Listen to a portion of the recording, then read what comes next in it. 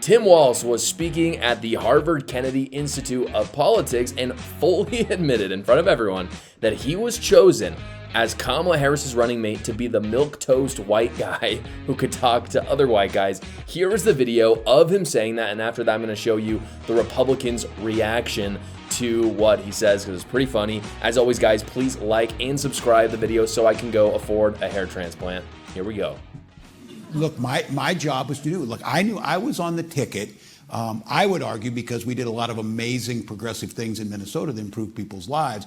But I also was on the ticket, quite honestly, because I could code talk to white guys watching football, fixing their truck, doing that I could put them at ease. I was the permission structure to say, look, you can do this and vote for this. And you look across those swing states, with the exception of Minnesota, we didn't get enough of those votes. But you could be giving them permission on TV every day. You could have been messaging that way, and that isn't necessarily how it shook out. Well, yes, but I also said I understand myself. I said I think I'll give you pretty good stuff, but I'll also give you 10% problematic. And so somebody's got to make the decision here to handle some of this stuff and to make it. And those are just decisions that were made. And I think after the fact, it is not second guessing or anything. I think it's fair to go back on and look at this. Look, we had the most qualified person who'd run for president in this country's history at the top of the ticket. That in itself should have got this thing won. That knucklehead, Tim Walz.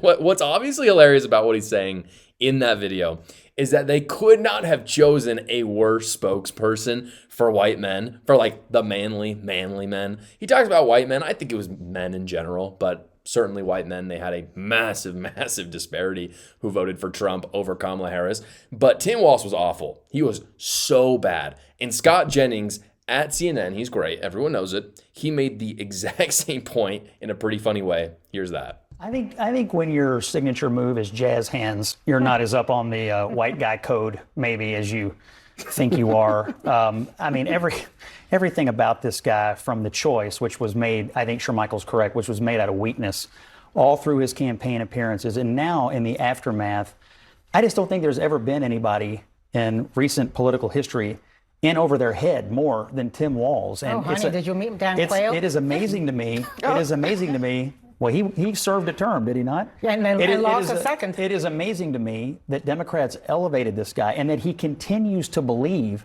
that he is going to be a leader of this party in 2028. The problems that the Democrats have with middle America, white men, working class men, if this is the road we're going down, the code talker Tim Walz are only going to get worse for Democrats. So here's what I realized when Scott Jennings was talking when I saw this clip.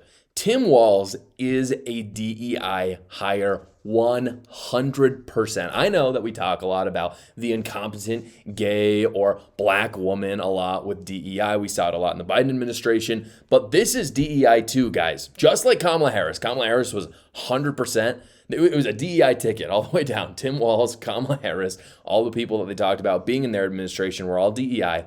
But the only reason, and this is really the definition of DEI, the only reason Tim Walz was chosen as the VP nominee to Kamala Harris was to talk to white people as a white person. It wasn't on merit. It's not because he's likable or because he's got a great resume. It's because of his white skin. And the reason why I say it can't be because of his merit and his resume is he is awful. He is so condom Tim, as people call him. And that's just one thing. He's literally a pathological liar. So again, DEI didn't earn it. That is Tim Walz to a T. And I think Tim Walz is probably the worst VP pick in living memory. I'm not an expert on VPs. I'm sure there's been some bad ones, but I can't think of anyone as bad as Tim Walz. I mean, just awful. And here's the thing too. Usually VPs don't matter. The pick does not matter. Even though VP picks they're never going to be a positive, I guess is what I'm trying to say. But they could be a negative occasionally. And that was certainly the case for Tim Walz since he was a pathological liar. He lied about everything. I mean, literally everything. He went to China like a bajillion times. Like, this guy was weird. And of course, he did the exact opposite of what he was supposed to do. He talked about football. If any of you are football fans, you know this. He talked about football like he was an 8-year-old girl trying to imitate her dad. That is what he sounded like. Like, he kind of got it right, but it's like no one really talks that way. It's cute, but it doesn't really speak to other men, if that makes sense. So looking at Tim Walz's future, it's kind of an interesting thing to think about, because I think a lot of people out there are talking about Tim Walz could really be the future of the Democrat Party. I've heard it said. A lot of Democrats have been talking about it. The Democrat Party is full of people who are crazies, and we know this, but some of the crazies are a little scary. Like, they're all crazy. They're all nuts. But that doesn't mean that they couldn't win elections. Like, people were talking about Michelle Obama throwing her hat in the race before Kamala Harris. I was nervous about that, and I think a lot of conservatives rightfully so were. She's crazy, but for some reason, she packs a punch a bit. I don't know if she would have won, but it's a cause for concern. I think of other people like AOC, Gavin Newsom. They've got some things going for them. Again, crazy. Do I think that they would win in a matchup against like JD Vance?